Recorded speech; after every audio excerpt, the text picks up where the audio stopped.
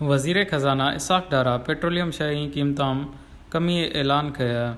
वज़ीर ख़ज़ाना इसाक़ डारा गुश्चे के पेट्रोल कीमतां ₹12.63 फ़ी लीटर कमी कया हुए। हमायश पठा पेट्रोल नौके कीमत ₹224.80 फ़ी लीटर भी है। इसाक़ डारा गुश्चे के डीज़ल कीमतां ₹12.13 फ़ी लीटर कमी कया हुए।